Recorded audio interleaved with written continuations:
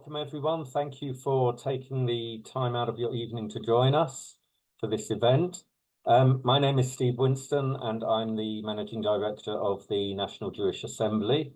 Tonight we have a stalwart supporter of Israel, Joan Ryan, former Labour MP and honorary chair of Labour Friends of Israel. We're delighted to be hosting Joan this evening. Joan, before I start, I want to, on behalf of our chairman, Gary Mond, just apologise, give his apologies as he was called away at the last minute, a couple of hours ago, to conduct an interview, to do an interview in for GB News. And so he's busy defending Israel in an hour or so on GB News, so he sends his sincere apologies, but also, also his thanks for you joining us this evening. So I'll be chairing and conducting the conversation this evening for about half an hour, and then we'll go over to Q&A from our audience this evening, if that's okay with you. Yeah. For everyone in the meeting room, if you could mute yourselves, where it's just so that there is no background distraction from anyone's home that might interrupt the speaking this evening. And for any of you who might have questions, like I just mentioned to our guest speaker Joan, we will be at around about 35 minutes past 7, 20 to 8. We'll be opening up the floor to you, our audience. So if you do have any questions that you would like to ask, please do use the raise hand facility in Zoom, which should be on your screens at the bottom, to raise your hand, and I will do my very best to to get as many of you the opportunity to ask your questions. So let me start off by introducing Joan. Joan Ryan is a former Labour MP, as I said, and she, excuse me, she is now the Chief Executive Officer of ELNET UK, which is a non-profit organisation dedicated to strengthening relations between Europe and Israel, based on shared democratic values and strategic interests. Joan, as I'm sure many of you here this evening know, that Joan was the Labour MP for Enfield North for 18 years, but she resigned from the party in 2019 because of the antisemitism crisis under Jeremy Corbyn. In 2007, Joan was appointed as a member of His Majesty's Most Honourable Privy Council in 2007, and was also appointed as the Prime Minister's Special Representative to Cyprus. In June 2019, Joan was appointed as the Honorary President of Labour Friends of Israel, having been the organisation's chair since 2015. Now, as I mentioned, Joan was always a very powerful voice supporting Israel in Parliament, a very valued voice. And obviously, you know, her Joan's support for Israel and love of Israel never left, because in, I think, 2021, as I mentioned previously, Joan became the Executive Officer of ELNET UK. So clearly it's in your blood, Joan, that you need to support Israel and stand for the right of the Jewish people to have their homeland. So enough from me and introducing you. I'm going to ask you some questions to get the conversation going. So, you know, what I've just said, that you clearly have been for many years now, decades, a stalwart supporter of Israel. What drew you to such strong support for Israel in the first place? I think I'd say three things about that. I think the most fundamental thing is my own values and principles. I said at the time when I left the Labour Party that the reason I'd originally joined it was because equality was its founding principle. I left it because Jeremy Corbyn had abandoned any notion of that, with the way he allowed anti-Semitism to run rife throughout the Labour Party, and refused to recognise that that's what was happening, or that his own anti-Semitism existed, or that anti-Zionism was racism against Jewish people, hatred for Jewish people.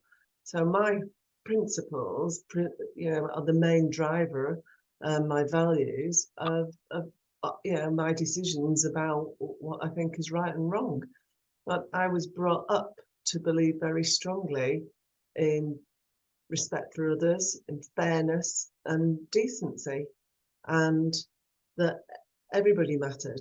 And I was also brought up to believe that social justice was important, and that you had a responsibility in whatever walk of life to play your part and to speak up when you encountered injustice. And the final thing I'd cite is, and what I'm going to say now, I don't think it's necessary to have this experience to understand that anti-Semitism and anti-Zionism is wrong, but it is an experience I had in the 1980s. I worked as an oral historian for the Imperial War Museum, and the project I developed, the project paper I wrote, was on what was then called concentration camps. You didn't hear the word Holocaust as much, Shoah maybe, but not really Holocaust. And so my job was to interview civilians, and I interviewed Bevan boys and evacuees, and then I came across this article at the end of January in the Hendon and Finchley Times, but it was like an interview with Freddie Noller. And I said to the head of department, why on earth aren't we interviewing these people? Look what, this is 20th century conflict writ large. They look what has happened to them. And whilst there's still, there was still a lot of Holocaust survivors around then, and their memories were very, very strong and prescient. So it seemed to me that was the time to do those interviews. So I wrote the project paper and subsequently met Ben Helfgott, who gave me an education. Because growing up, I didn't know really as far as I know, I'd never met a Jewish person. My parents are Irish, and we lived in a very Irish community in the Northwest. But sadly, Ireland has something of an anti-Semitic culture. But my parents never expressed anything like that. So I then interviewed on that project people who'd been on a forced march, people who'd been in Dachau both before and during the war, people in Bergen-Belsen, people in Auschwitz, a number of the 45 aid boys, the Windermere boys, and people who'd been like Ben in Buchenwald and Theresienstadt.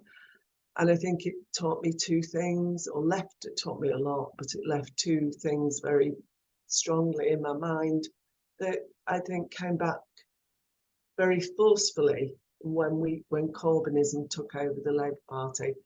And one was that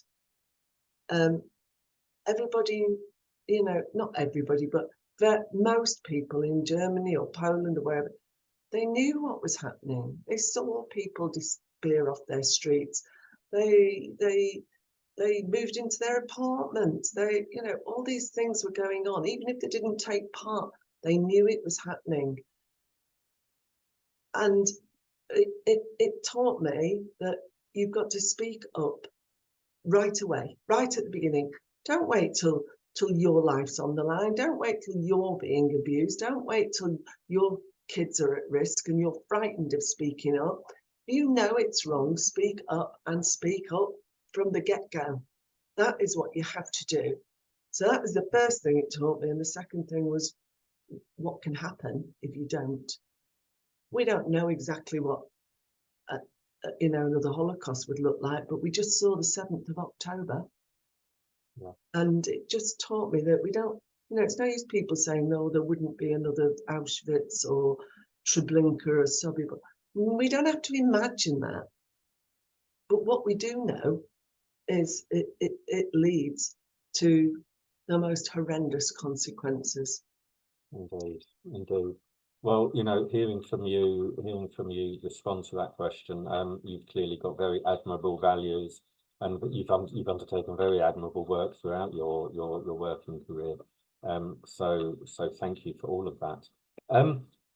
In terms of the Labour Party and the anti-Semitism that kind of proliferated under the leadership of Corbyn, are you, as a former Labour MP and, as I understand, a now paid-up member of the Labour Party once again, how satisfied are you with what is being done under Keir Starmer's leadership to stamp out that scourge of anti-Semitism?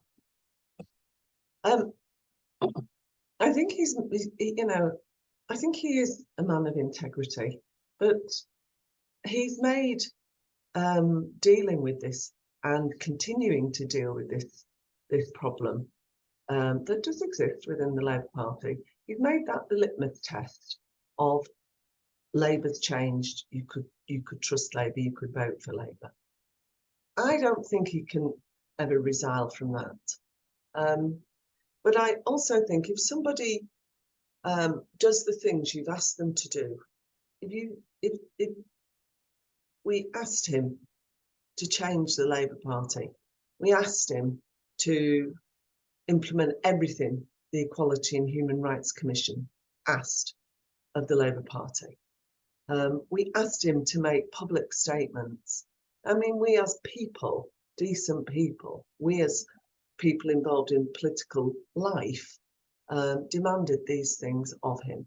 If somebody does that, then I think our response, whether you're in or out of the party, has to be to give some support to that.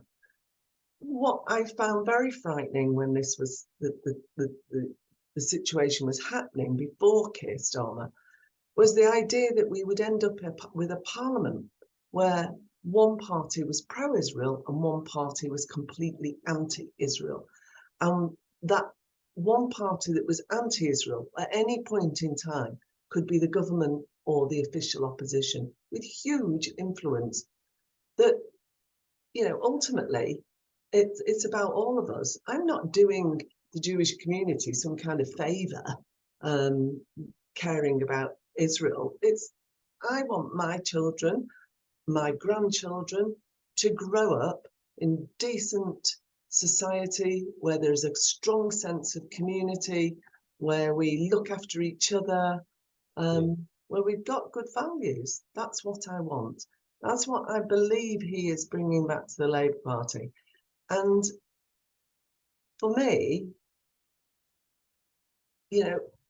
what I wanted most to hear from him as well was that he understands that is not a battle that he can ever say is done. And I think there is still, plenty of people in the grassroots of the Labour Party who we have to be concerned about. But if there's a system and it's got some level of independence and it's vigilant and he acts upon it, which he is doing, then I think that gives me some confidence. It gave me enough confidence that he prized the hands of the hard left off the levers of power in the Labour Party. And that was what was different about Corbynism from what the hard left had been about for many, many years. They've always been there, but we viewed them as kind of harmless cranks. Well, we learnt a very hard lesson. So when he managed to do those kind of things, the EHRC, the statements he made, particularly that anti-Zionism was anti-Semitism. And I sat in the room at an LFI lunch when he said that, and I wasn't a member at that point. I only joined, April the 6th last year, so it'll be almost a year. And I didn't want to make a big announcement about it because it was my job and everybody's job to call out injustice, but it's not my job to dish out absolution. I thought that was something that the Jewish community had the right to say Mhm. it's okay or it isn't. So I'm not hiding that I've rejoined the Labour Party, but I have, and I have some confidence. But I wouldn't go around saying now there is no problem.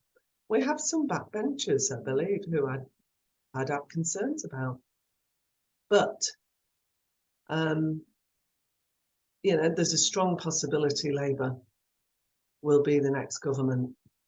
And as long as nothing's a foregone conclusion, but a strong possibility. And as long as he's doing the things that he's doing, then I'm willing to be back in it and support and fight for this from the inside. Okay, great. That's good to hear, comforting to hear. Thank you. For all of you who are putting questions in the chat, please do feel free to raise your hand, and you can put your questions to Joan later on during this event. Joan, there've been murmurs about the UK implementing an embargo on the sale of arms to Israel. Similar in the way that Canada has recently done. And do you think we are likely to see the UK or indeed any other European countries implement an arms embargo against Israel?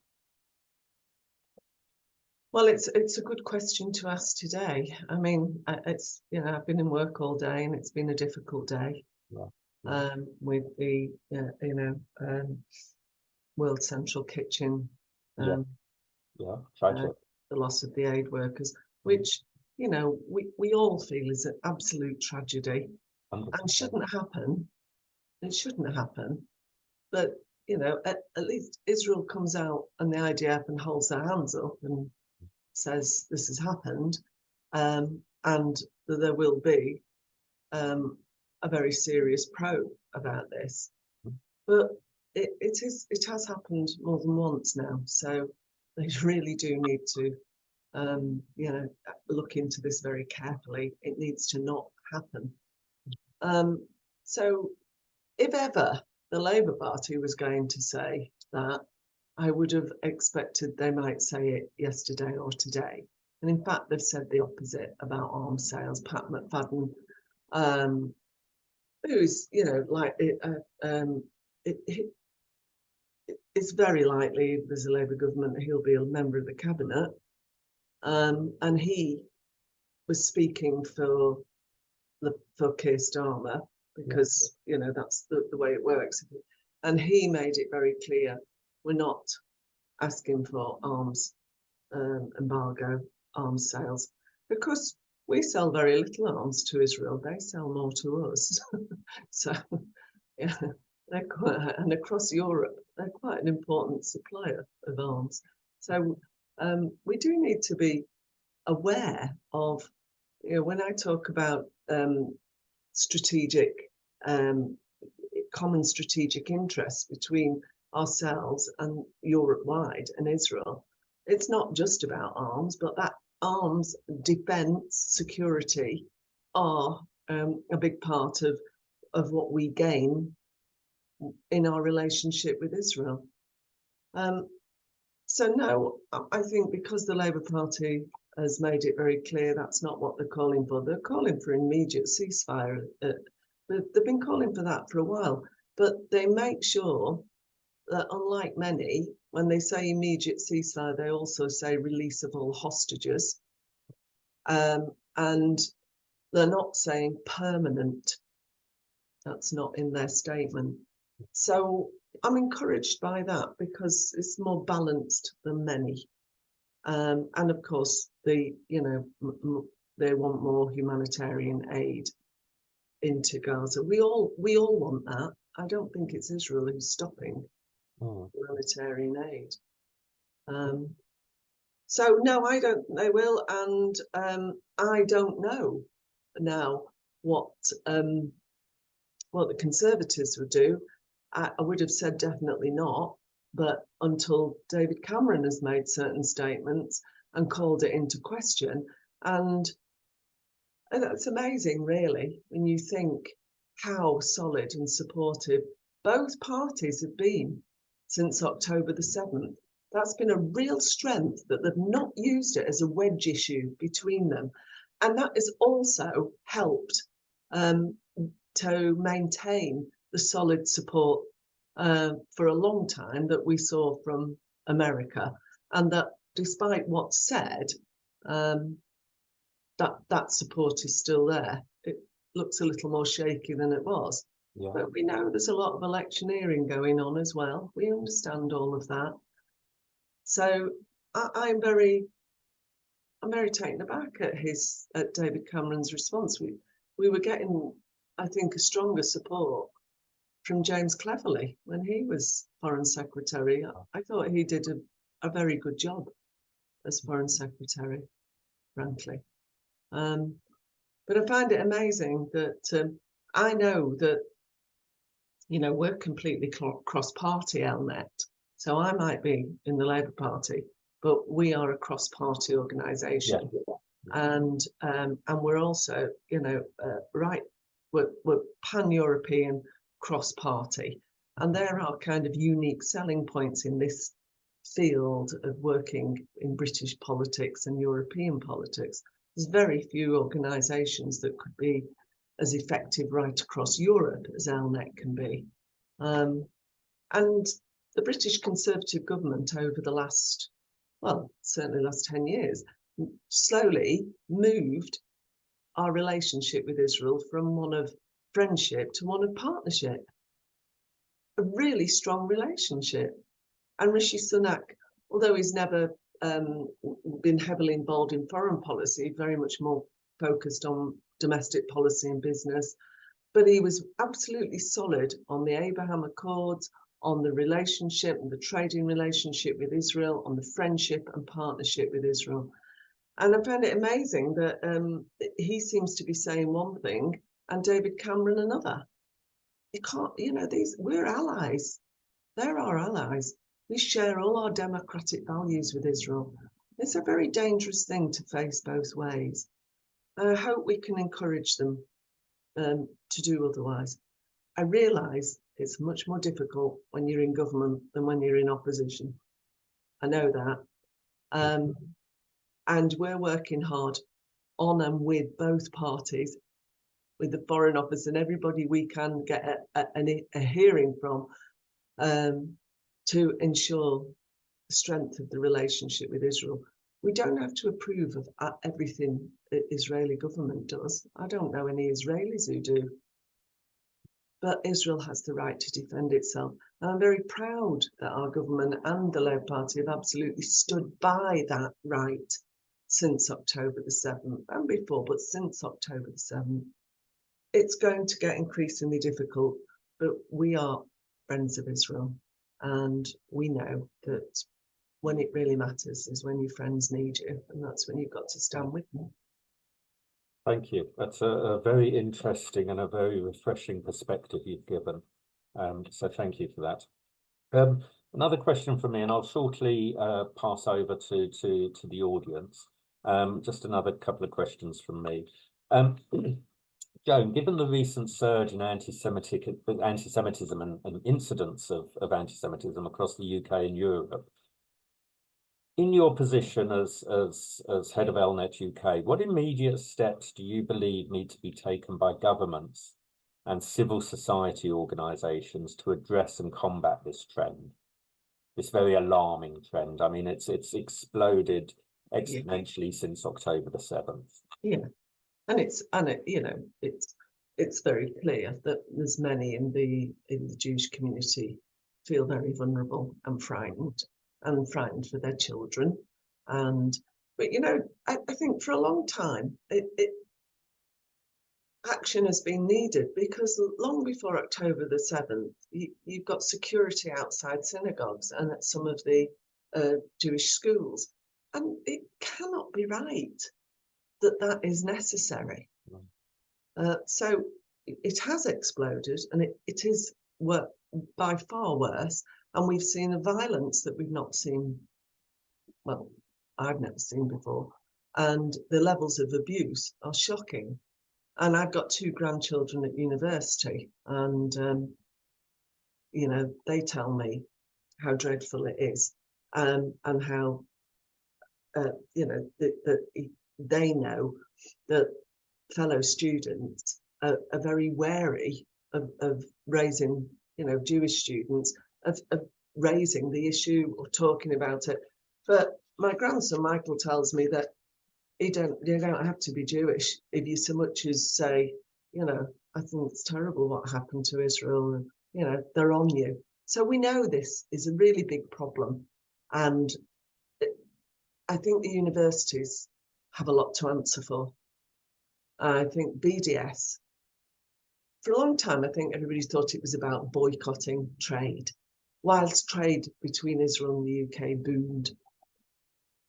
If that was a long-term aim, it's very long-term, because I think the real aim was to poison the hearts and minds of young people on campus in universities. And you only have to look at the marches on a Saturday and see the age group to see that it's certainly done its job. I think the vice chancellors, over many years, many of them absolutely abrogated their responsibility. They have a duty of care. It doesn't matter that these young people are over 18. They have a duty of care. We know how powerful education is, and they've not fulfilled that duty of care. There's many of our vice chancellors who are no better than those that we saw before the Congressional Committee in the States, Penn, Harvard. Who was the other one? Penn, Harvard. Oh gosh. God, can't remember. It'll come to me in about an hour's time. Yale. Columbia. Yale? Columbia. Columbia. Yes, Columbia. Right. Thank you. Thank you, Irene. And I just think, you know, our universities, they might get money from, you know, foreign students, but they also get an awful lot of public money. And the government has a duty to act in these situations. If that's legislation, it needs to be very carefully thought through, because legislation can backfire, especially in these areas. But to avoid the conversation, to have allowed a situation well before October the 7th, where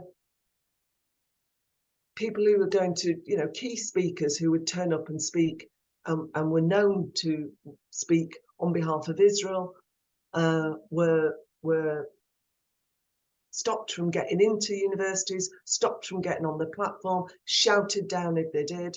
So we knew this existed. I do think that the police, I know it's a difficult job, but there's no point having legislation if you're not going to do something about it. And I think from the 7th of October on, they didn't seem to know what to do at all in the face of the hatred that was on display in those marches. And I just think an awful lot more education and operational understanding needs to go on in the police force. The CST are brilliant and do a brilliant job. But I mean, you know, if they can do such a good job, then the police, with their resources, their numbers and their powers, could do a far better job, I think, than they do. And I don't like to criticise the police because we know how much we need them. But I think the Met Police, we've seen over recent years, they've got some real problems. It's institutional and systemic problems. And it's very, very important that these are addressed, because they are the biggest police force. They hold the ring on counter-terror. You know, London is a focal point for these demonstrations, and any kind of demonstration, much of it takes place in London. It's a huge population in London, and they deserve the very best police force that we can have. And the best thing that can happen is that the Met face up to those problems and the issues within themselves. They're not just about this. We've seen them on other issues as well. And they need to, the Home Office needs to work to do something about the issue. Because again, it's all public funding. That gives you power and control if you choose to use it. So I think there's lots of things need to be done, but I would particularly want to do something about what's happening with BDS and on universities. And I'm glad that this government have taken action on BDS in terms of what local authorities are able to do. But we need to do more. We need to do more. You know, these young people, they're the pipeline to the future leaders, the future MPs, the future influencers, the people in professional jobs. They're going to be shaping the culture of this country as we go forward. Yeah. And I'm a bit frightened about what that culture is going to look like when you see what's happening on our streets on a Saturday. Yeah, yeah. No, I hear you. I hear you. I think all of us here would agree that we share those concerns. And yes, when we consider that all of those students on our campuses are the pipeline to the future, as you put it, very worrying indeed. So if you were to create a scorecard, working as you do across Europe and within the UK, if you were to create a scorecard evaluating the UK and European countries on their support for Israel, which countries would you identify as the most supportive and which are the most hostile at this time to Israel?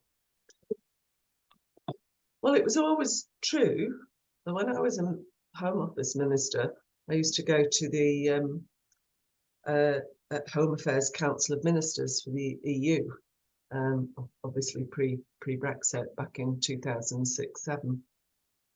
And it was always said that the strongest voice and support for Israel was the UK. And if we're worried, about what's happening in the UK, then I am even more worried about some other countries. I don't like it. It doesn't seem fair to call them out, but we have seen violence in France. We know that Spain is a very difficult environment. I was in Ireland recently, giving a bit of support to the Ireland-Israel Alliance, and meeting with some Irish politicians and with Maurice Cohen, the kind of leader of the Jewish community there. And, you know, it is a very difficult environment in which for a pro-Israel organization to work. Germany, I think, has stand out along with the UK. But if you look right across Europe, I mean, something like 27 EU member states, NATO and the UK, and other European nations supported Israel's right to self-defense following the 7th of October. So, you know, we should take a lot of heart from that. We shouldn't feel defeated. I'm not a crazed optimist, but I'm always positive. I always feel that we can make a huge difference. An individual can make a difference, and working together, we can make an even bigger difference, which is why for ELNET, we're completely collaborative. We work with LFI and CFI, we work with BICON, we work with Henry Jackson, we'll work with any of the Jewish community groups. The only stipulation we have is that we share democratic values. Yeah. That's it.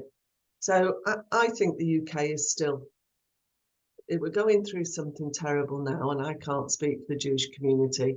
I mean, I had a lot of abuse when I was chair of LFI, when I left the Labour Party, but I think it's a different level when it's questioning who you are, your identity, your history and heritage, and I'm very aware that that's the case. And I'm also aware of how unnerving abuse can be. It doesn't even have to be violence, does it? Twice I opened my front door and there was dead rats on the doorstep, and they've been placed there, you know, and it's kind of, oh, you know, the idea that somebody does these things Yeah. Just expressions of hatred. But having said that, the UK has a strong democracy. Sometimes we forget that democracy can be fragile and that we do need to stand up for it. But we do have a strong democracy, just as Israel has a strong democracy, the only one in the Middle East. And we share those values with Israel. And when all those countries across Europe, you know, they're all going through political upheavals, lots of them are, they're all going through spasms of solid support for Israel and then questioning it, and you know, but overall that support is there. I think the American position is obviously really important. Europe is the EU and UK are the most important allies of America. America says that as well. So if overall the EU and the UK and America can stand together, even with criticism, nobody gets away without criticism. Israel gets far more of it than anybody else and far more than its fair share, and is not judged by the same standards as every other democracy. We know that. But if those three can stand together, I think Israel can feel strengthened, and I hope the Jewish community can feel that you know, things will get better, but they won't just get better on their own. I don't believe in some kind of, oh, you know, what goes around comes around. Oh well, if only the world worked like that, but it doesn't. You have to stand up, you have to speak up and speak out. Not just those who are abusers. What really used to upset me in Parliament was all the people who said they were friends of Israel and then kept their heads down. You know, that kind of silence has consequences too, and we need to call that out. 100%. 100%.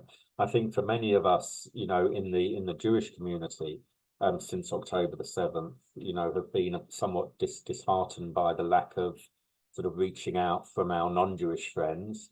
You know, it's happened to a lot of people I know, but yeah. Perhaps it is that they just don't understand. I don't know, for various reasons. Well, I just think we have to demand a lot more of our elected representatives. Absolutely, we have every right to. Yes. Yeah, that's what they're there to speak out. Like representative. You know, that's what they're supposed to represent, the views of everybody, and on and be Democrats as well. Yeah. And if you've got, you know, you can't. We have to listen to everybody, but you can't just be bullied into silence. Yeah. I know it. You know, they need to have a bit of courage, and I know there's concerns and fears, and we have seen MPs murdered, and I know it's frightening, but if they don't speak out, who will? Sure. Okay, Joan. So I'm sure the audience have had enough of me putting my questions to you. So we've got some people who have had their hands up for a while. I'm sure they're thankful that their virtual hands are not their real hands, because their arms would be quite tired by now. Martin Cohen, can I ask you to unmute yourself and put your question as succinctly to Joan as you possibly can, so that we have the time for everyone else to put their questions to her. Thank you. Of course, Steve. First of all, I didn't realise Gary wasn't going to be here. Yeah. Because I was actually going to congratulate him. Every time I see him on British television being interviewed, he's absolutely positive. He doesn't pull his punches. I have all respect for him, because I'm exactly the same. I'm a proud Jew. I also hold an Israeli passport. And I don't defend, I attack. You don't win battles defending, you win them attacking. Right. And anyway, that was enough said. I'd like to thank Joan for her for this evening and for absolute support.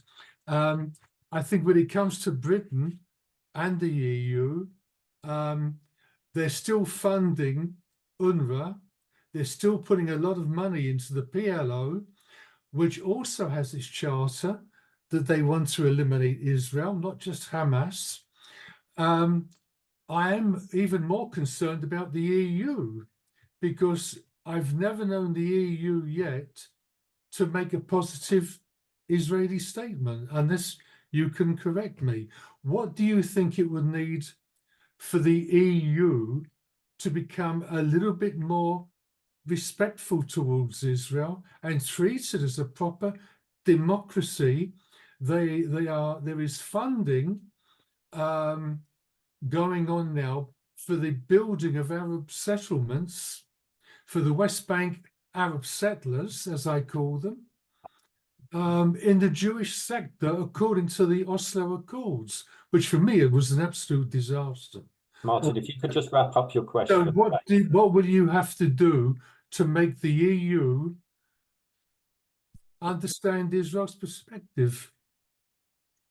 Well, the EU always has this kind of quandary, doesn't it? That in terms of foreign policy, it has a kind of foreign policy spokesperson, but each country is entitled to make its own foreign policy outside of that. So always there's this pull between them. I do think it's a great shame, whatever your view on Brexit, it's a great shame that the UK's voice for Israel is not as loud, as present in that forum, because it needs it. And that's partly why ELNET UK came into existence when it did, because of concerns. Obviously, you know, ELNET existed already in France, Germany, Austria, Poland. We're now in Latvia, Lithuania, Estonia. We're present in Brussels. We have a branch, Brussels NATO branch, and we have a presence in Netherlands, and we've just opened a branch in Italy. So we've got a huge reach across Europe. And part of what we do, and the reason why the timing of the UK is what it was because of that concern about the importance of the EU position, not just the individual countries within it. And I just think that we've got to work really hard to influence the EU, but you've got to remember that the Council of Ministers is very powerful. So working on individual countries is actually just as important, if not more so, because ultimately they make the decisions. They have to they power share with the Parliament and the Commission, but the Council of Ministers for each different area, Home Affairs, Foreign Affairs, is very, very powerful. So we have to work to influence each country, and that's really what ELNET see themselves as doing. We try and work here cross-party, completely cross-party, and we're not prescriptive either. So when I say that, what I'm saying is, as long as you've got democratic values, you can be in the room. We do a lot of 1.5, track 1.5 diplomacy, which brings together diplomats, parliamentarians, ministers, and non-governmental for discussions before discussions, which are really important in creating knowledge, network, and exchange of views. Bringing people together across Europe, that's one of our big focuses. We call them dialogues, and we bring Israel into them as well. So we've got an ELNET Middle East Forum in June, and we'll have 6 key people from each country, including experts from Israel. And we bring them together, and we try and build exactly what you're talking about, to create a pro-Israel community in British politics, UK politics, and to do the same pan-European. And I think that's how we have to work if we want that positive voice for Israel to not just be raised, but also for action to follow it. Thank you. Thank you Thank very you, much, Martin. Joan. Thank you, Martin. And next, Keith, if you can put your question, that would be great to Joan. Thank you, Steve. Good evening, Joan, and thank you for being with us and for all that you're doing at the moment. I was very interested to hear the points you made about the changes in the Labour Party that Keir Starmer has made.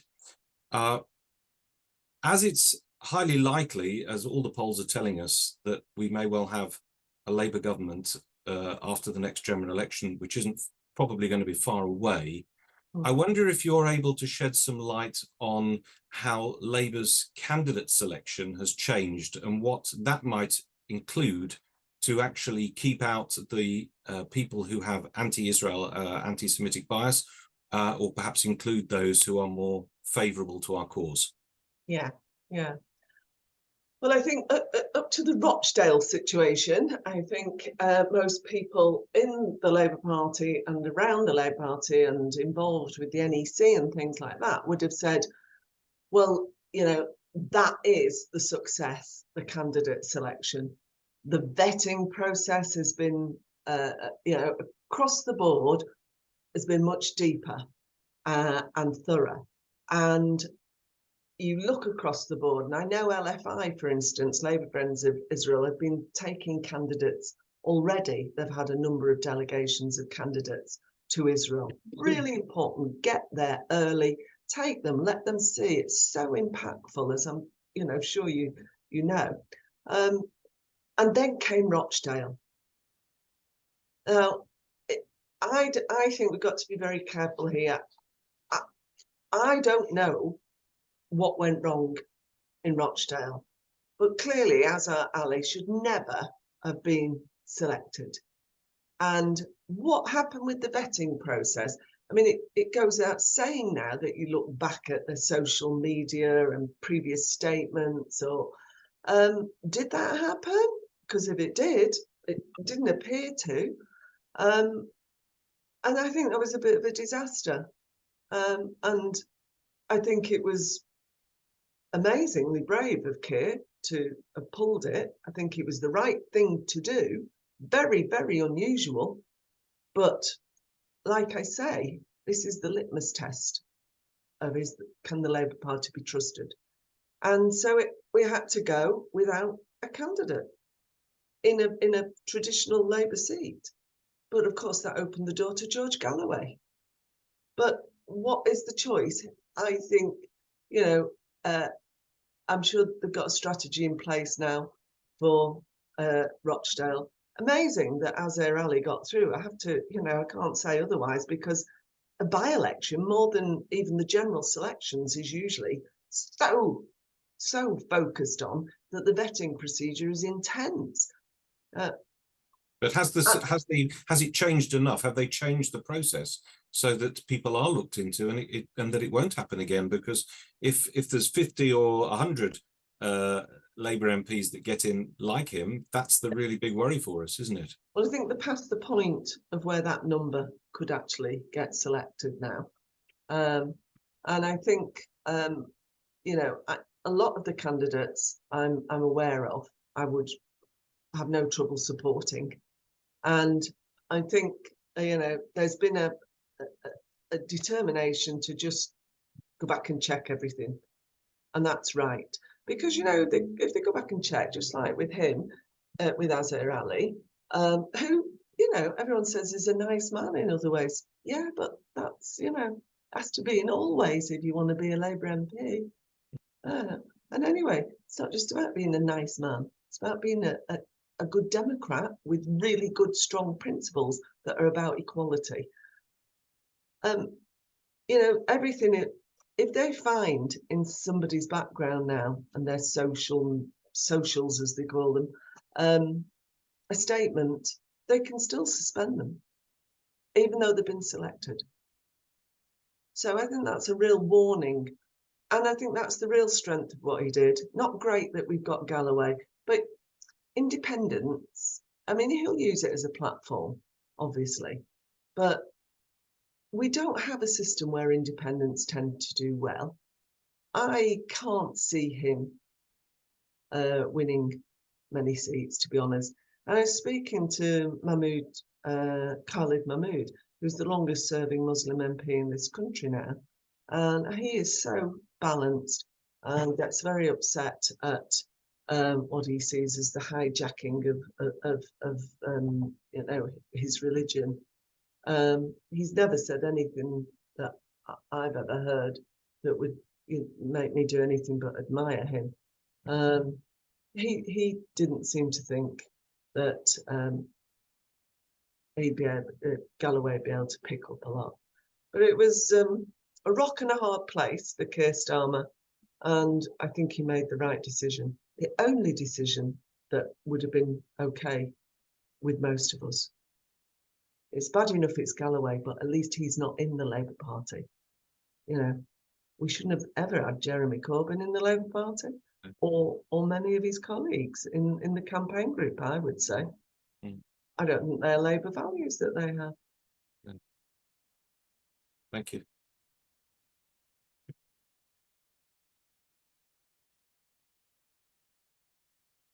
Can't hear you, Steve. Oh, sorry. Hi, can you hear me now? Yes, Steve, yeah. yeah, Steve. Okay, sorry. Some of what I'm saying now I actually mentioned at the last meeting, but as I became more socially conscious, and particularly as Jeremy Corbyn left the Labour Party, I realised how manifestly unfair the Tories were to people in society, particularly the needy. That I joined the Labour Party, I joined the Jewish Labour Group. And as time's gone on, and particularly since October the 7th, I was following them all on Twitter. I'm finding myself removing them as so many what I see as biased anti-Israel statements keep coming through. You know, West Streeting, David Lammy. I hadn't realised that Angela Rayner was high up in the Labour Friends of Palestine Society. In fact, there were 62 Labour MPs in total there. People like Richard Bergen, who I wouldn't have any great joy for. So I'm now actually not sure where I stand, because yes, I admire Keir Starmer, but there are, particularly since, as I say, since October the 7th, there are so many things coming through which are against Israel, pushing for ceasefire. I can't remember the name of her. There's a young lady in Coventry, I think Coventry South. She's also come out against Israel, and I also the Jewish Labour Group. I attended a Zoom meeting with them, which was about immigrants, and I said I actually wrote in that I was torn between my positive feelings that as Jews we know what it's like to not be able to get into a country, but also the fact that virtually all the people who were coming in were going to be fiercely anti-Israel, and this has been found particularly in Germany, where there's huge problems with certain members. Steve, could you wrap up your question? So my question is where can I stand now? I mean, Israel is very important. It's not the be all and end all. Where can I stand now as far as Labour goes? So to have the social values, but yeah, my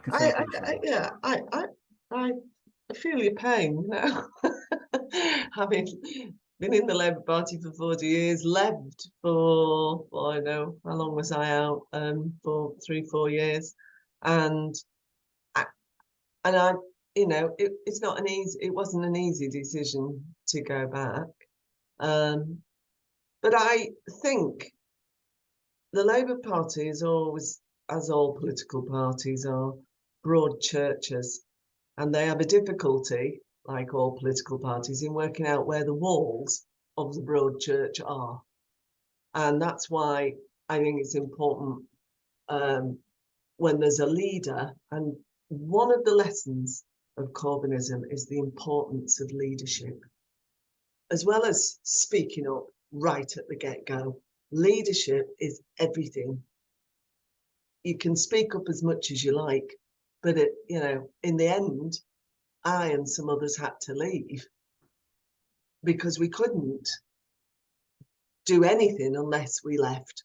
As soon as we said, don't vote for him, he'd have expelled us. I wasn't going to let him have that. So I walked myself so I could say it and not be accused of sour grapes because he then suspended you or expelled you. But with Keir Starmer, we have got the leader on our side. And it's not just some of his front bench calling for ceasefire, so is the government. So is everybody. Who isn't calling for it in Parliament? So I think the thing to do, if Labour is where you feel your political home is, understanding that it's a bit of a package deal, it's never going to be everything you want. However, these fundamental principles are what we must stand and fight for. And if we've got a leader that I feel I can support, then I'm willing to make that effort inside the party. And that's where I stand on it. Not everybody who speaks out in the Labour Party says things I agree with. And there's always been about that many people on Labour Friends of Palestine and the Middle East, LFPME. But the thing about LFPME, and I used to meet with Lisa Nandy when she was chair of it, when I was chair of LFI, is they're not Palestine Solidarity Campaign. They're not like that at all. They're not in the same place we're in, but they do commit to supporting a two-state solution. So they, of course, accept the right of Israel to exist. They don't see Israel as some kind of white colonialist settlers. They are committed to the solution being peace and two states, and that Israel must be secure, and that Israel has the right to defend itself, that Palestinians need to have a state. Now, you know, now isn't the time for the two-state solution conversation in many ways. We've got a long way to go before I think people are going to feel that that conversation can be had. But that's Labour Party policy, and they adhere to it. So on that basis, they're not like PSE. And they've always had that level of support, Steve, in the party. There's when I was chair of LFI, we had 100 listed supporters. And I think there's still about 70 odd at the minute. And after this election, I think you'll see many more, because a lot of those candidates are supportive of Israel. So, and supportive of peace, because the real solution is peace. And that's why the Abraham Accords matter so much, and normalisation and the involvement of those Gulf states. So whilst the leadership is strong for Israel, and its right to defend itself, its right to be there, to exist, the way in which they value it and see it as holding democratic values and being our ally, then I'll stay in and fight for that. I also miss it to thank you very much for your obvious sincerity and commitment. Thank you, Steve, and thank you, Joan. Thank you. Hugh, nice to see you here with us this evening. If you can kindly put your question to Joan. Yes, good to see you, Steve. And Joan, I'd like to thank you for all that you do in standing up for Israel. But I'd like to, my question's really about what you've been talking about just now, the two-state solution. Yeah. I think it's very disturbing that our Foreign Secretary has brought this up at a time like this. But the fact is that the Palestinians themselves in their education system have not been taught to want to live side by side with Israel as a Jewish state. And 20 years ago, a film I made called Lest We Forget was shown in Parliament, sponsored by Dame Louise Ellman. Yeah. And even then, we saw what the Palestinians were teaching their children, this incitement to hatred and so on. And the Palestinian Arabs living west of the Jordan River have been offered a state at least 5 times that I'm aware of since 1937, 47, and 3 times at least since the Oslo Accords, and they've rejected it every single time. And now we're in a situation where Israel is not the slightest bit interested in 2 states. Do you think it's time, after 90 odd years of this 2-state solution being put forward and being rejected every time by the Arab side, that it's time to put the whole thing to bed? Well, I mean, ELNET doesn't take a view on this because we're not prescriptive. So if you've got democratic values, you're in the room, whether you say 1 state, 2 state, 3 states, whatever. And I've always been able to work cross-party. So I'm happy to talk to people on that basis. And I personally, although I say now is not the time, I agree with you. I think it's not only insensitive, it's kind of clumsy diplomacy, isn't it? It's just, you know, Yeah. And I don't believe in, like Spain says, they're going to recognise State of Palestine very soon. The Labour Party used to have that policy under Jeremy Corbyn, under Ed Miliband, in fact, that they would recognise the State of Palestine on the first day of a Labour government, and Keir Starmer's dropped that. I don't believe in giving away leverage, what leverage we've got to bring Palestinians to the table. And I think the real people who can bring them to the table are going to be Saudi Arabia, UAE, Jordan, these countries, you know, Bahrain, the Abraham Accords countries. They're going to really matter with the backing of hopefully the UK, USA, obviously, very important.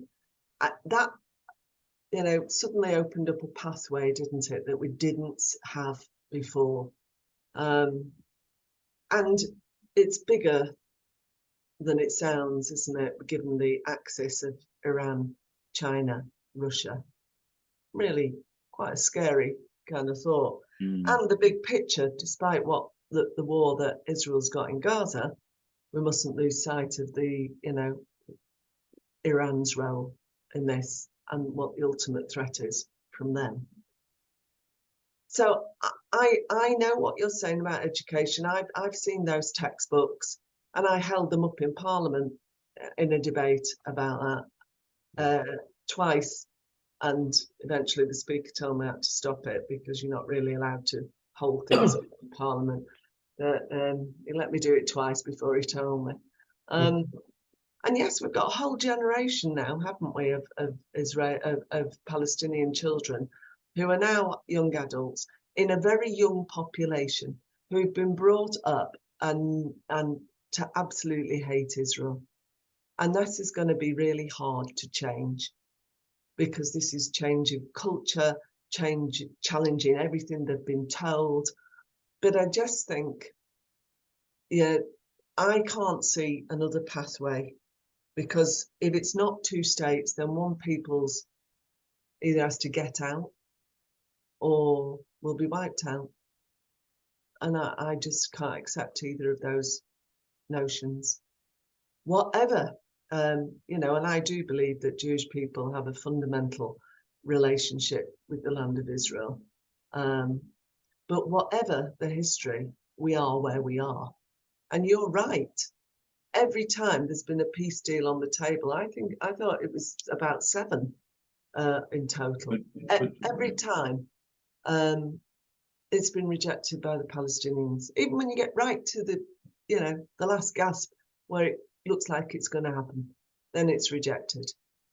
And you know, the leader of Young Fatah, who I met in East Jerusalem, is actually 47, but it's a bit like Young Socialist, you know, a lot older than young. But what a great, he was a good man. He said to me, he was honest. He said he wanted 1 state, really. And he knew that that would mean eventually there'd, be a Palestinian majority. And I said, well, I can't support that. And he said to me, he said, what I would say is every Palestinian leader has let down the Palestinian people since 1948. They should have done what Ben Gurion did and started to build a state and an economy and within what was on offer, which was far better than, every time it gets worse, doesn't it? It's never going to get any better, and there's more and more people. And he said they should have built a strong state and argued for what they believed was right from that standpoint, which is where Israel is, not done what they did. And I thought that kind of understanding is interesting, that there are people who understand this. And I thought, although he says he wants one state, he would live with two. And those generations coming up behind him, that change, I always think change can occur. It's very long term and it's very difficult. And I don't think, it can be achieved unless there is huge support and pressure from those other Gulf states. But I do think that isn't, a conversation for now. Okay, thank you, Joan. Thank you. We might differ, but I can only be honest with you. Yeah. Well, thank you for your thoughts. Thank you. Liz, thanks for your patience. If I can ask you to unmute. Lovely, thank you. Thanks, Steve.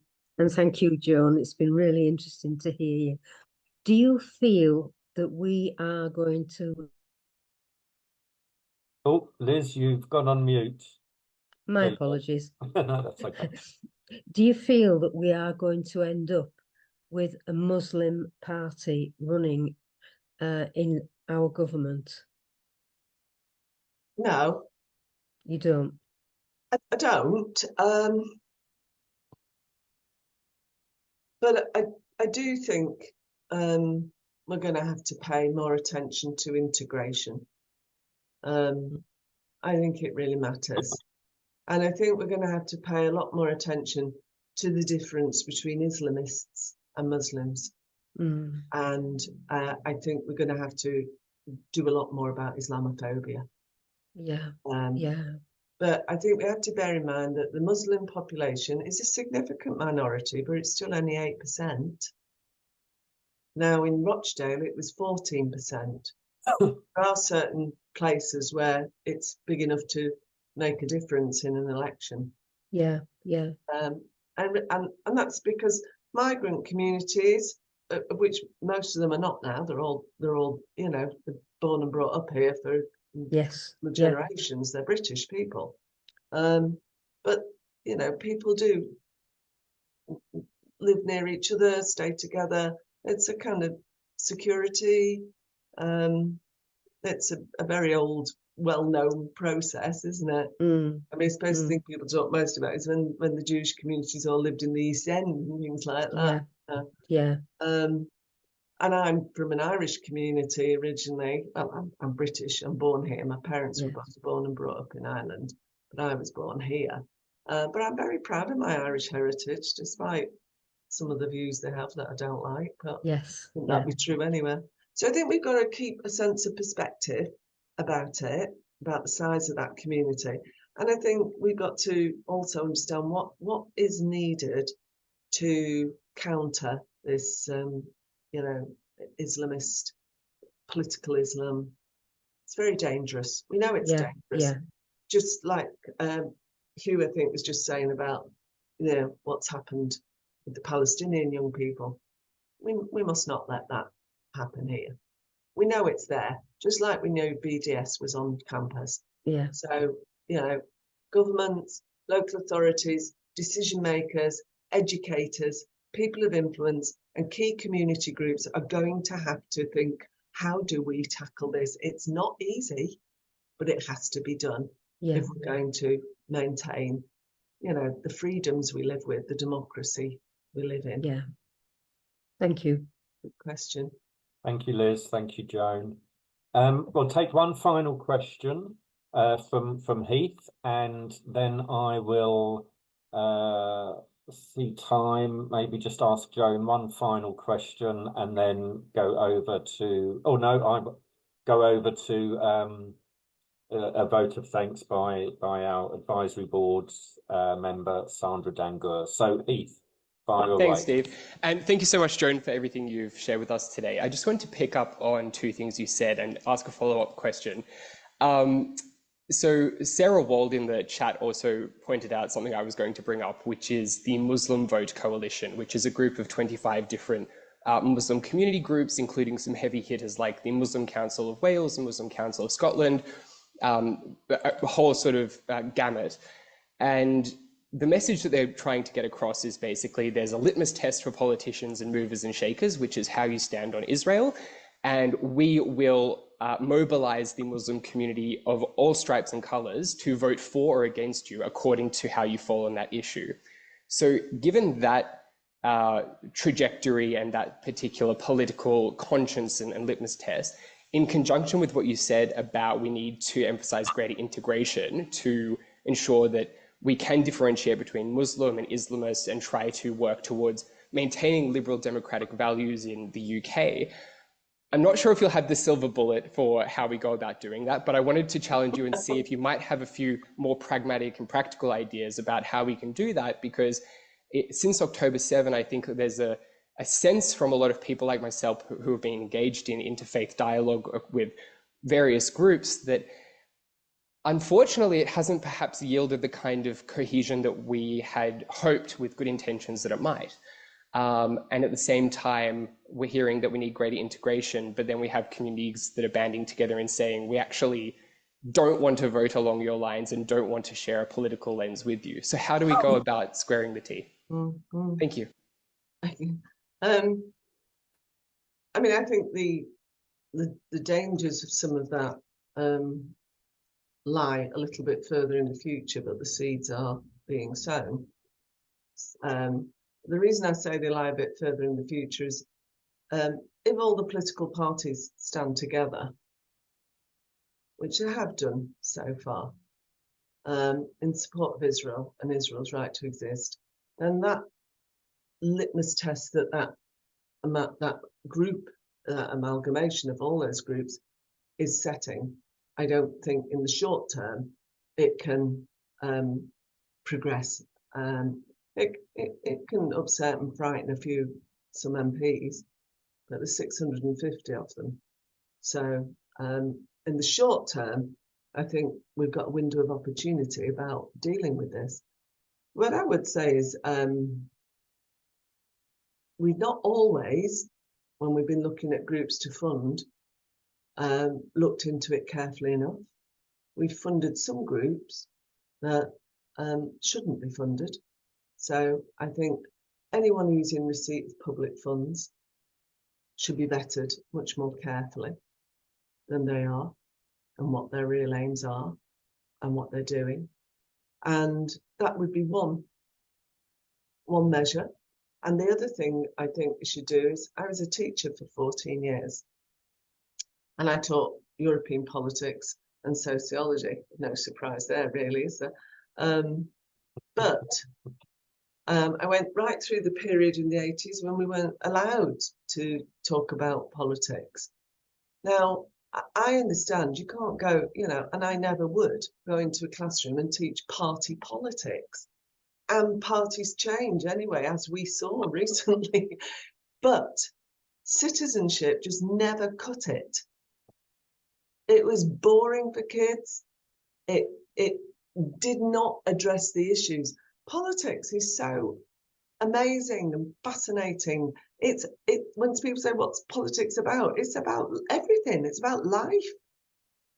That can be made so much more interesting, but you've got to have the curriculum time and the freedom to teach it. Yes, it'll be inspected like everything else, but if the Department for Education and the government understood, outside of the family, in a child's life, education is the next biggest influence. And we should take families with us on this journey as well. And we should be teaching the importance of politics, that democracy rests upon multi-party politics, different parties. And I think our education in this country around elections has been badly neglected, so much so that people don't see why they don't see how fragile democracy can be and how important it is. And the young people who don't vote, who don't see how important that is, the people who say they're all the same, the people who denigrate politics and MPs. Now, look, I've said, got to expect a lot more of our MPs and demand a lot more of them as well. However, we've also got to educate people to understand how important this democratic system is and to value it, and value it against all comers who want to destroy it or undermine it. Because, if you want to live in a system where you're blackmailed into the way you vote, where you're frightened, where voter suppression seems to be rife, or where you don't have regular elections, or you have elections that change nothing, as we've just seen in Russia, elections, if an election can't remove someone from power, then you're definitely not in a democracy. So they're the two things I'd say we need to do. We need to be a lot more on the ball about the criteria for receiving public money and what we do about those who breach that criteria when they've got it. And we need to be a lot more conscious of the need for good political education. And I mean political with a small p. Excellent. Thank you very much. You're welcome, Heath. Thank you, question. Thanks, Heath. Okay, we have one final question from Ayla. Ayla, if you could unmute, you've been waiting very patiently. And are you able to put your video on? I'm really sick, so I'd rather. Oh, okay. I'm sorry to hear, but please shoot away with your question. Thank you. Okay, great. Thank you so much for doing this. It really sort of gave a level of soothing in all of this craziness that has been going on since October 7th. I really feel like, just on a global level, that politicians in general on a global level have just like lost their marbles, are on drugs or some other, like, distorting their reality with what's happening. So it's nice to see that you're sober, because I believe everybody is just have lost it. So I'm a native New Yorker. You could probably hear my accent. And I'm also a former diplomat for the Israeli government. It was a political appointment. I was the economic attaché to the Midwest back in the early 2000s. And I have my master's in Middle East politics from Israel. So I've always been passionate about stabilizing the Middle East, because when I did my undergraduate work and took the Arab-Israeli conflict class, I said, this is like the biggest family feud ever. And so I really wanted to make a positive impact. And then I became a diplomat and realized it's never going to come from the government. It's going to come from the people. So with all of that said, I'd be very interested to hear your perspective. I've been shocked at Ireland's reaction to all of this, and given your Irish heritage and your obvious understanding of the culture there, I'd be, first of all, interested in what happened with I have tons of Irish friends. I don't understand the Irish reaction. And then the other question is, again, on the macro global level, like, it seems to me like all these countries are like getting on a bandwagon, if you will. And it's sort of become the popular thing to be anti-Israel, anti-Zionist. And like, it shocks me, because nobody's protesting for Ukraine. Nobody's protesting for a ceasefire for Russia. Ayla, can you just wrap up your question, please? Thanks. Yeah. Thank you. So nobody's, so I'm trying to, I'd be very interested to hear your comment. So I think on the second part of the question, I can't. You probably know better than me why this oldest hatred exists and why it's there, and the consequences of it are huge for everybody in society. But it is the oldest hatred, and we know that anti-Zionism is just the most recent iteration of that hatred. And I spent a lot of time as chair of LFI arguing with many people who I thought were like-minded and you know, in the political sphere and understood the issues. I spent a lot of time saying anti-Zionism is anti-Semitism, and you can't defeat anti-Semitism unless you also call out anti-Zionism. And many wouldn't have it. They wanted to say it was something else, something different, some kind of conspiracy, of course. And it's very hard, isn't it? It was a you know, different experience for me. You know, politics is never easy. I've got a very marginal seat, but arguing the case on this is you're arguing against a kind of deep-seated cultural beliefs that people have kind of breathed in somehow. Because, like I say, in my family background, nobody ever said anything like that. I couldn't tell you now, and both my parents have passed on, but I think because of the other values, I doubt they held anti-Semitic views, but I couldn't tell you for sure that they didn't. Because in Irish society, I think there's a number of things, again, I mean, I'm not Irish, I do actually have an Irish passport, and a British one. I got it in protest at Brexit because I'm sure some of you'll disagree with me, but I was a Remainer. I respect your right to be a Brexiter if you are. I was a Remainer. I was aghast at leaving the EU, so I got my Irish passport, so I personally didn't have to leave. An empty protest in many ways, but it's a nice looking passport, so it's okay. You know, what happens in Ireland is a little bit like talking to the Speaker of the Dáil, which is the Parliament there. They said this to me 3 weeks ago, that what happens in Ireland is the Irish identify with the Palestinians and see Israel as a kind of white colonialist settlers, and they relate it to their experience of 700 years under British rule and subsequently Northern Ireland. It's a completely false analogy, but it's one that they make and are encouraged to make by many of their political class.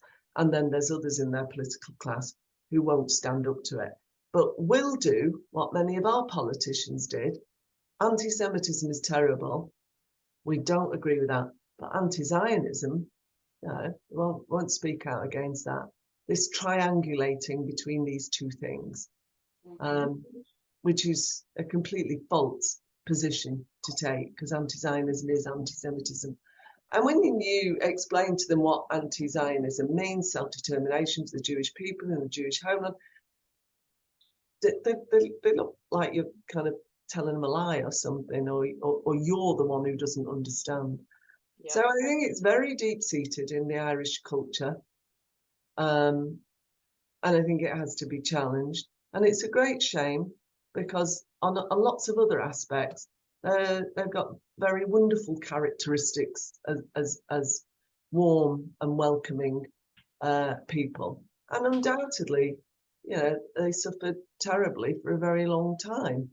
I mean, it's no longer in living memory, but the poverty is, you know, I know that people like my mum and dad came here because they were poor, because they needed to make a living, a better living. So I think it's very complicated and deep-seated, but I think that we've got to take these issues on, and we've got to develop, as I said, educational means and public bodies that don't perpetuate these terrible politics.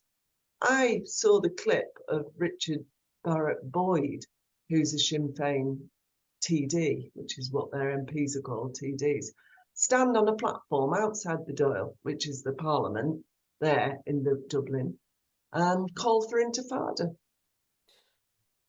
He also called for ceasefire. And people said, is he, does he not understand? But I think he did understand.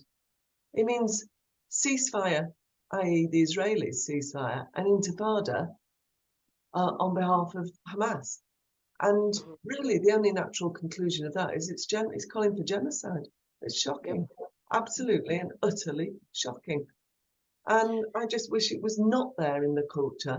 I worry about it because it looks like Sinn Féin are going to possibly be the next government in Ireland, but certainly a huge increase in seats, probably in a position to make coalition. And they're a bit like the SNP, they're a nationalist party. And like a lot of nationalist parties, they have this, they're victim of choice, the people they want to blame, especially if they see themselves as left-wing nationalists. When capitalism is at the root of all evil, and so they want to blame Israel for that, and therefore the Jews. But really, they want to blame the Jews and therefore Israel. It's the other way around, I believe. I can't give you any more than that. I just think we've really got, we've taken our values and our democracy for granted for a very long time and allowed the haters to get a big foothold. And it is long overdue that we stood up, because the majority of people, as every poll shows, the majority of people don't hate Israel. Okay, thanks, Joan. Thank you, Ayla. Before we draw this evening to a close, I'm going to call on our very valued advisory board member, Sandra Dangur, to offer up a vote of thanks to Joan for joining us this evening. So, Sandra, if you can unmute, please.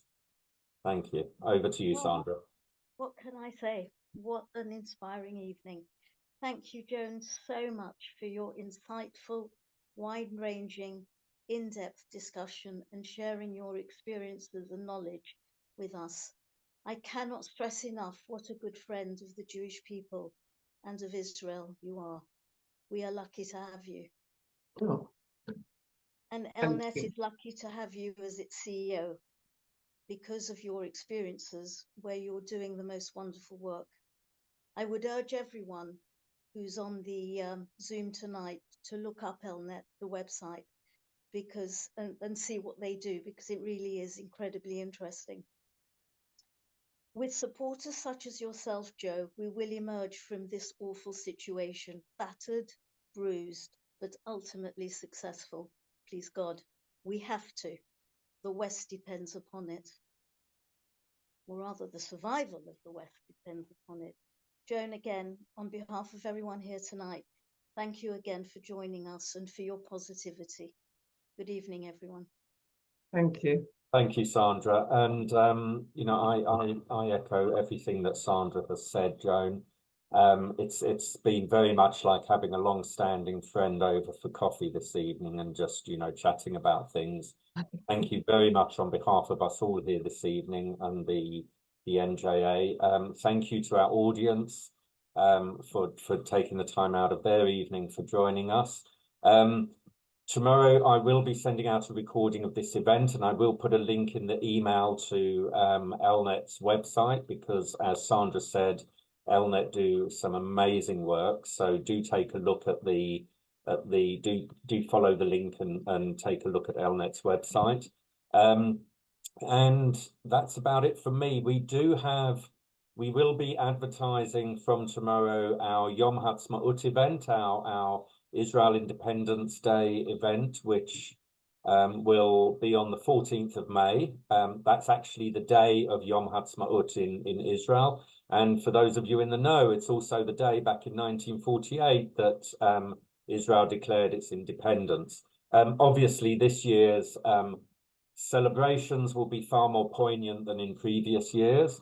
But do look out for that event, and we look forward to as many of you joining us to mark 76 years of the State of Israel on the 14th of May. Thank you very much, everyone. On behalf of the NJA, we bid you a good evening. And Joan, thank you very, very much. It's been amazing. Thank you. Take care, everyone.